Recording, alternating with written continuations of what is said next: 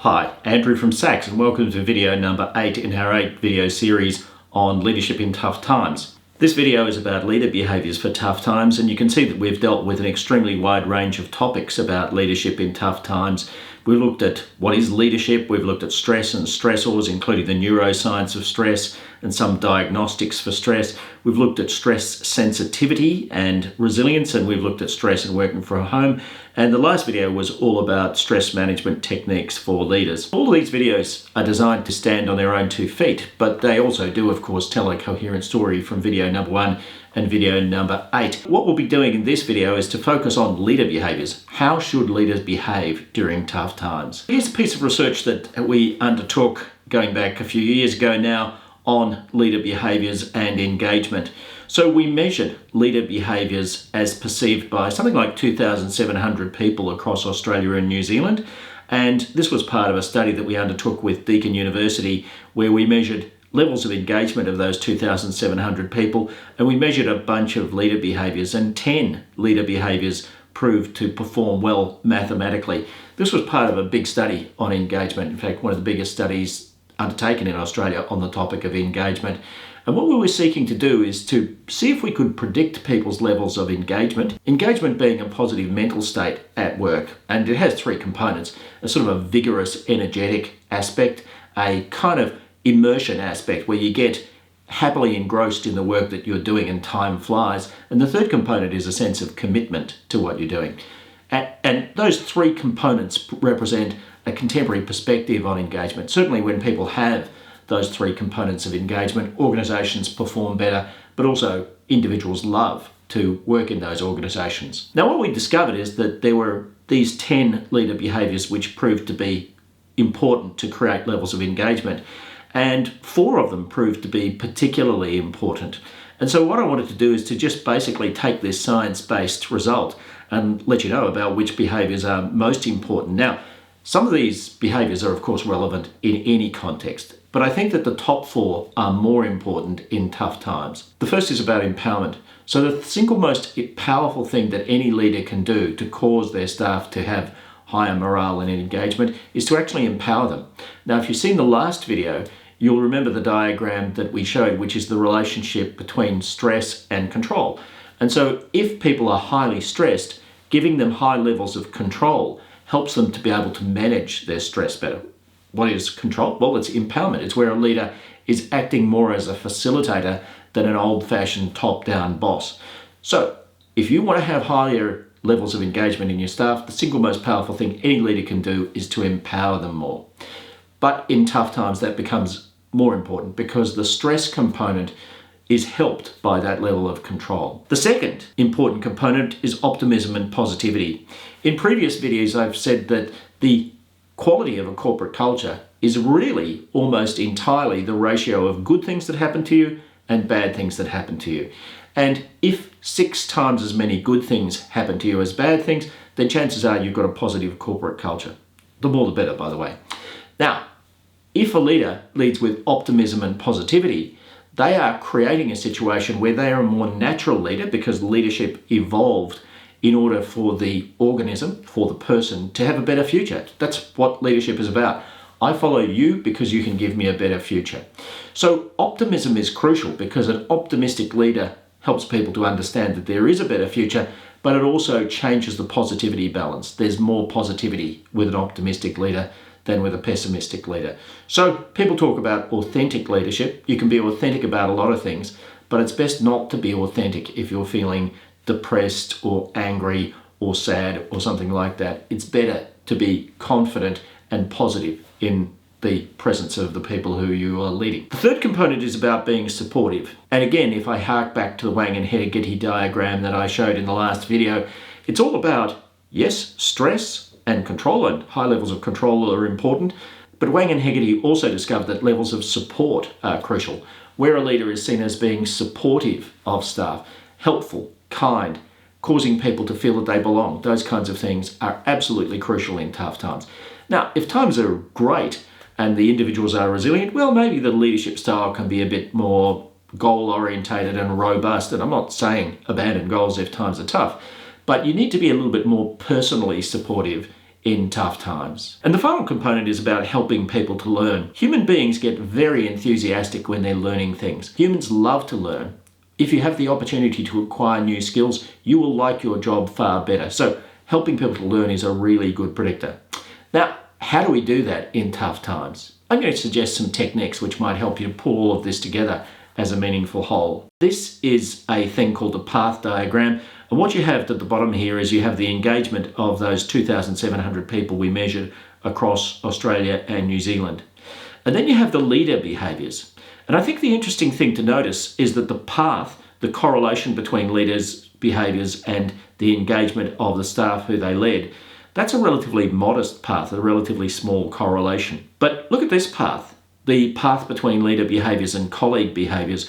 What this is saying is that the leader behaviours cause the colleague behaviours. This is a correlation of 0.8. So this is a very strong correlation.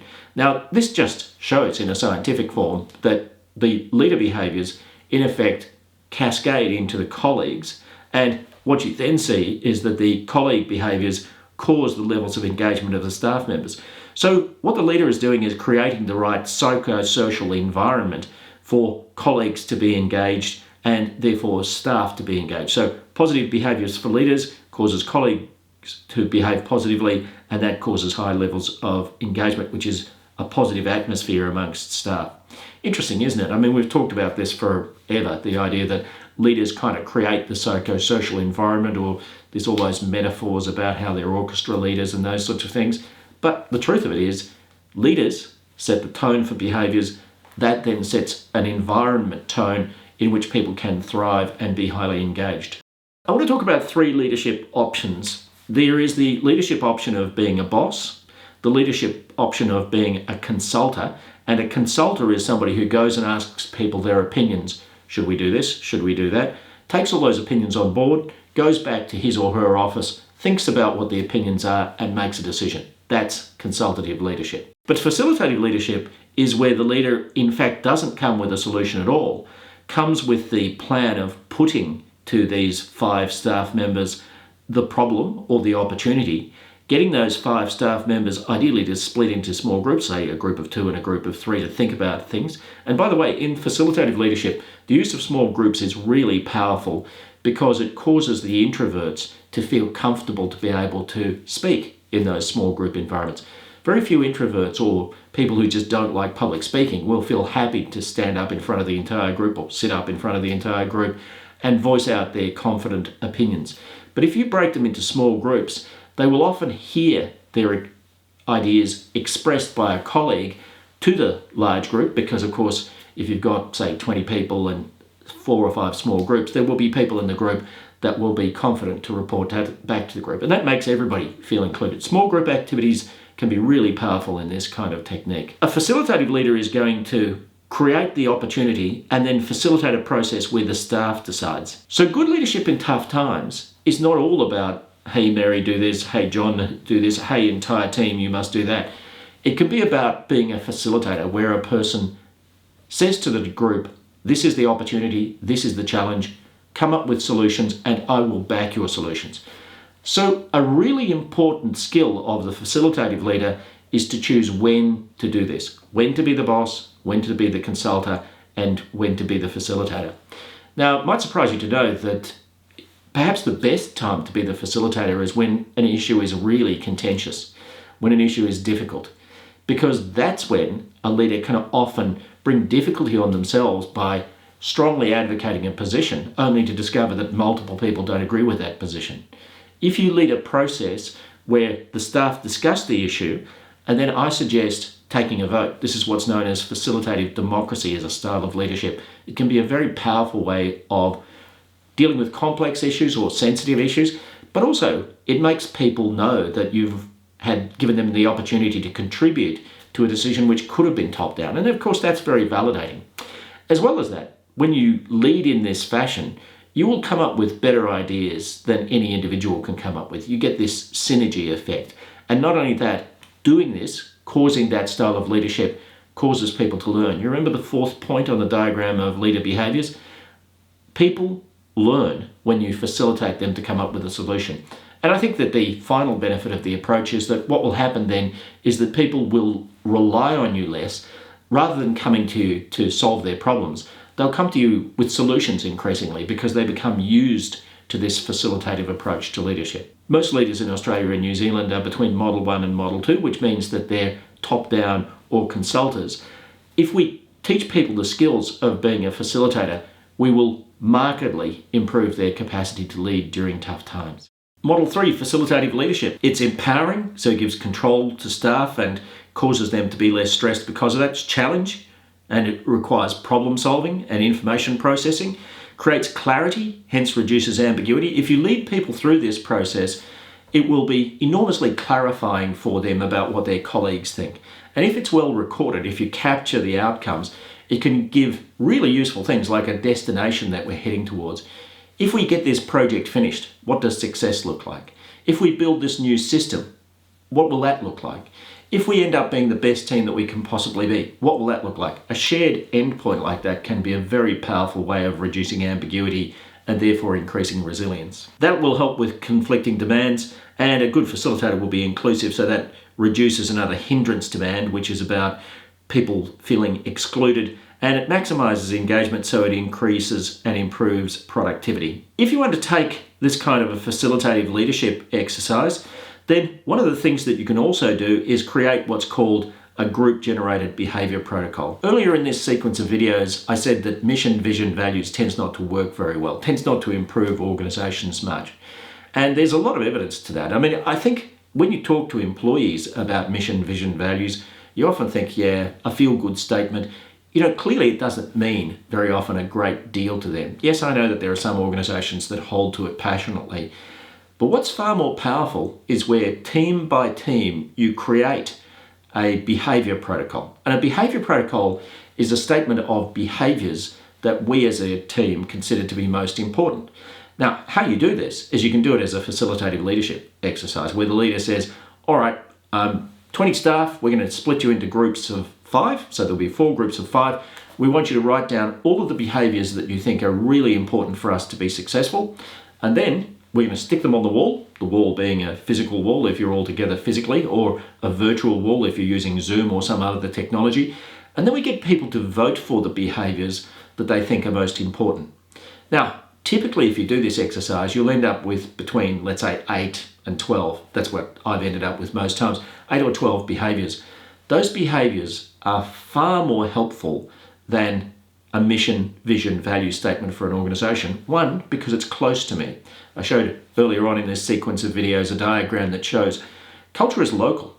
It's about the team that I belong to, it's about the job that I'm doing, it's about my colleagues, it's about my immediate leader. That's where 80% of people's well-being comes from. So behaviour protocol that's created by that team can be a very powerful influence on people's behaviours. But as well as that, because it's about behaviours rather than some vague concept like integrity, it's far clearer as to what people mean. I'm going to come to my meetings on time. I'm going to answer the phone within 3 rings. I'm going to, if I have to make a decision that affects a colleague, I'll talk to that colleague first. They're all behaviours. So a behaviour protocol can be really powerful. Now, of course, if you go this path, you must accept that the behaviour protocol of an accounting team will be different from the behaviour protocol of a sales team, and that will be different from a service team, let's say. This is reality because the atmosphere, the style of all of those teams should be different. That's what diversity is about.